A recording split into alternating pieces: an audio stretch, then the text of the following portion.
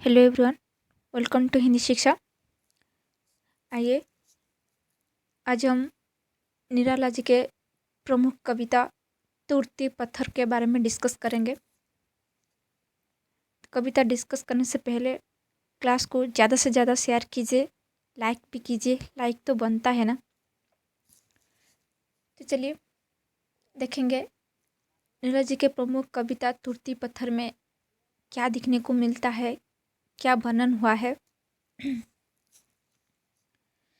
देखिए first stanza में क्या लिखा गया है। वह तुरती पत्थर देखा उसे मैंने इलाहाबाद के पथ पर। वह तुरती पत्थर कोई न छायादार पेड़, वो जिसके तले बैठी हुई स्वीकार। श्याम तन प्रिय कर्म रत मन, गुरु हथौड़ा हाथ करती बार बार प्रहार। तो यहाँ पर जो डिफ़िकल्ट जो वर्ड है ये भी जानना जरूरी है। छायादार, छायादार का मतलब क्या है? शैडी। शैडी का मतलब जो छाया करने वाला हो, ठीक है। और नेक्स्ट जो शब्द है तले, तले का मतलब क्या है? नीचे वाले भाग में। और श्याम का मतलब क्या है? काला या सांवला। तो देखा उसे वो तुरती पत्थर, देखा उसे मैंने इलाहाबाद के पथ पर। तो यहाँ पर निराला जी ने उन्होंने इलाहाबाद गए थे, तो इलाहाबाद में एक दृश्य दिखे थे, इसलिए उन्होंने तुरती पत्थर कविता में वर्णन किए हैं कि वो तुरती पत्थर देखा उसे मैंने इलाहाबाद के पथ पर। वो तुरती पत्थर कोई न छायादार, छायादार मतलब जो छाया करने वाला हो, मतलब पेड़, जो छायादार पेड़ हो, जो छाया देने वाला पेड़। तो कोई छाया देने वाला पेड़ नहीं था। पेड़ वो जिसके तले बैठी हुई शिकार। तो पेड़ वो जिसके तले माने मतलब क्या है? पेड़ के नीचे, तले का मतलब नीचे, पेड़ के नीचे। तो पेड़ वो जिसके तले बैठी हुई स्वीकार। श्याम तन प्रिय कर्म रत मन। श्याम का मतलब काला रंग में, काला शरीर है। और प्रिय कर्म रत मन मतलब कर्म काम कर रहा था। गुरु हथौड़ा हाथ, हथौड़ा का मतलब क्या है? हैमर, जो हैमर कहते हैं।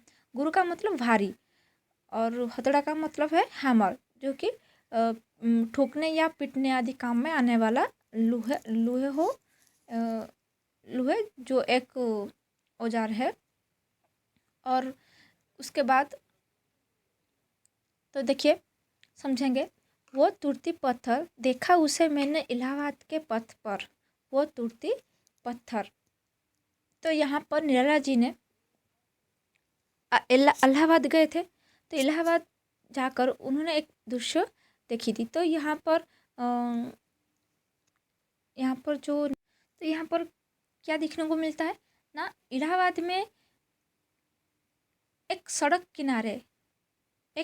किनारे पत्थर तुरती महिला, तो उस महिला का चित्रण किया गया है। मतलब निराला जी ने इलाहाबाद गए थे, तो इलाहाबाद के एक सड़क किनारे पर पत्थर तोड़ती हुई एक महिला का काल्पनिक चित्र, महिला को देखकर एक काल्पनिक चित्र प्रस्तुत किया गया है वो तुरती पत्थर कविता में। तो यहाँ पर निराला जी ने एक साधनहीन नारी की विवशता का चित्रण करते हुए कहते हैं कि क्या कह रही है कि मैंने इलाहाबाद के पथ पर पत्थर तोड़ने वाली एक मजदूर स्त्री को देखा, इसीलिए वहाँ लिखा गया ना, वो तुरती पत्थर देखा उसे मैंने इलाहाबाद के पथ पर। मतलब निराला जी ने एक साधनहीन नारी को विवशता का चित्रण करते हुए कहा है कि मैंने इलाहाबाद के पथ पर पत्थर तोड़ने वाली एक मजदूर स्त्री को देखा। कहाँ देखा ना? जहाँ पर उन्होंने एक मजदूर स्त्री को देखा वहाँ कोई छायादार वृक्ष भी नहीं था, इसलिए लिखा गया ना, वो तुरती पत्थर कोई न छायादार पेड़, वो जिसके तले बैठी हुई शिकार।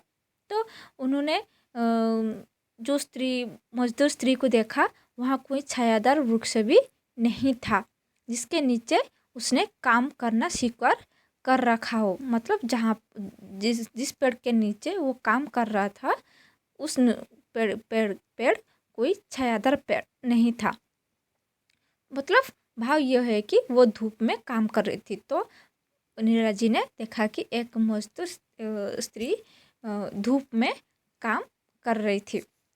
ठीक है, नेक्स्ट लिखा गया है, श्याम तन प्रिय कर्म रत मन, गोरो हथौड़ा हाथ करती बार बार प्रहार। तो यहाँ पर उस जो मजदूर स्त्री जो है उसकी वर्णन हुआ है।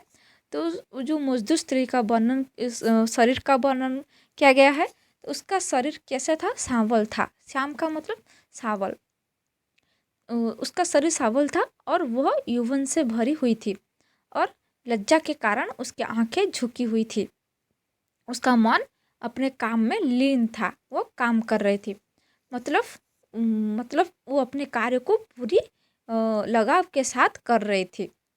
ठीक है, और उसके बाद लिखा गया है, गुरु हथौड़ा हाथ करती बार बार प्रहार। मतलब उसके हाथ में भारी हथौड़ा था जिसके प्रहार से वह पत्थर तोड़ रही थी और उसके सामने वृक्षों भी पत्तियाँ थी और चार दीवार से घिरे हुए ऊंचे भवन भी थे।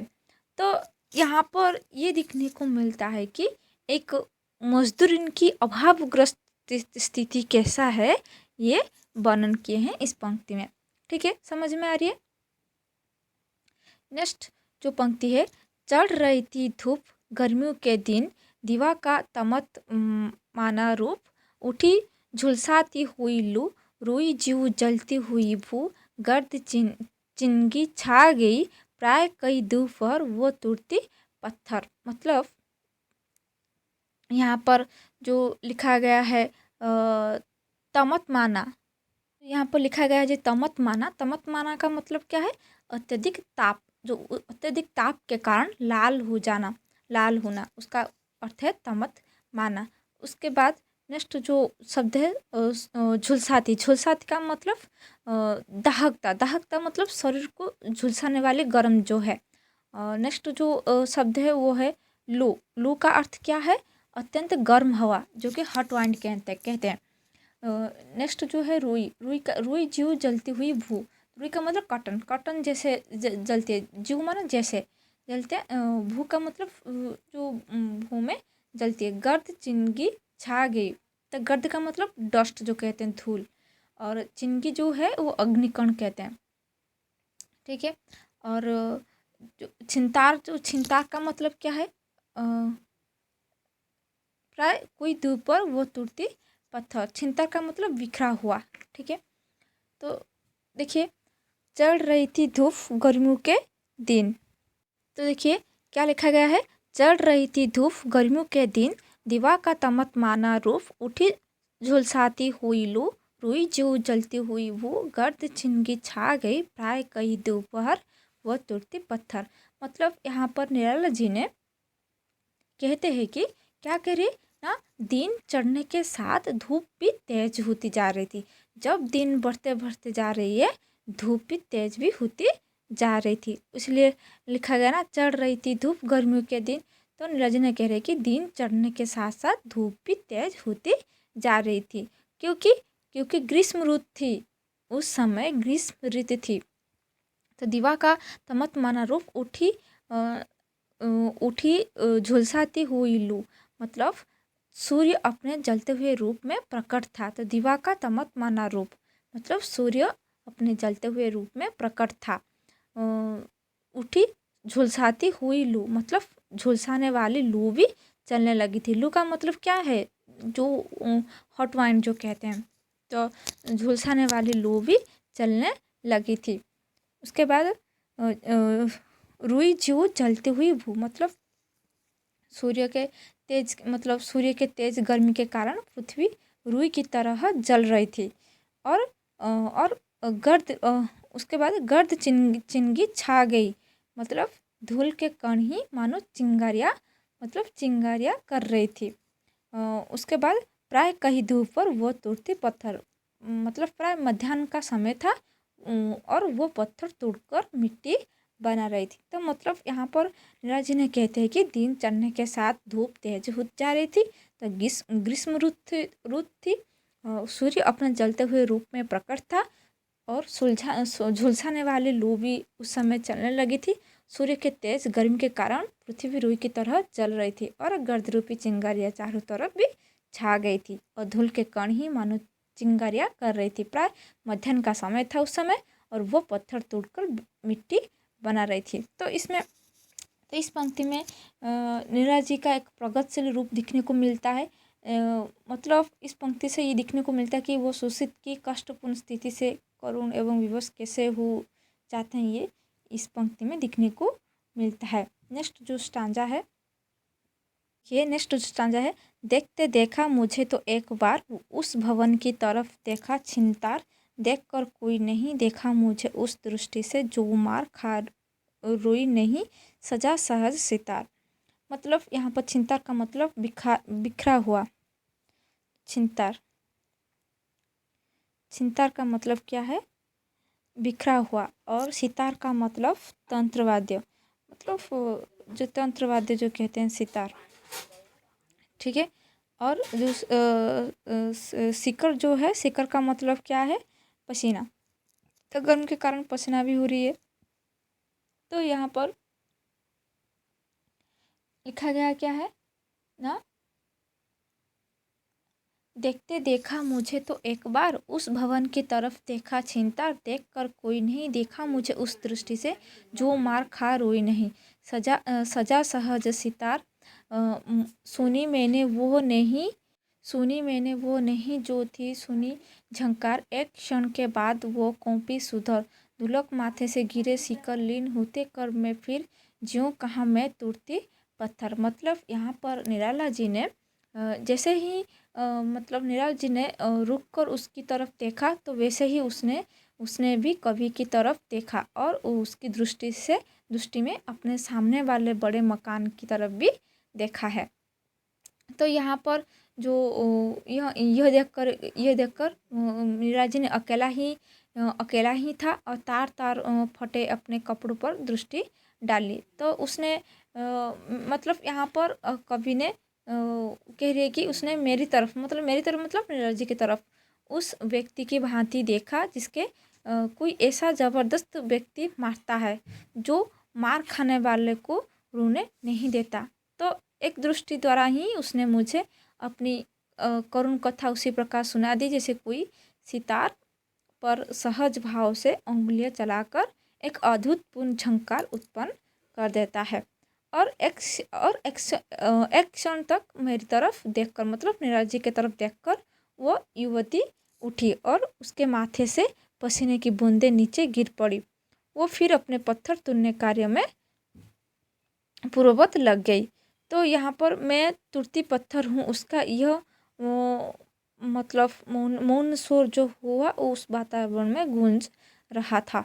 तो ये था इस कविता में जो लिखा गया ना, सुनी मैंने वो नहीं जो थी सुनी झंकार, एक क्षण के बाद हुई कांपी सुधर, धुलक माथे से गिरे शिकर लीन होते कर्म में फिर झुंका मैं तुरती पत्थर। तो यहाँ पर कवि ने कह रहे कि एक क्षण तक मेरी तरफ मतलब निराला जी की तरफ देखकर वो युवती जो पत्थर तोड़ रही थी तो युवती कांप उठी, उसके माथे से पसीने की बूंदें नीचे गिर पड़ी।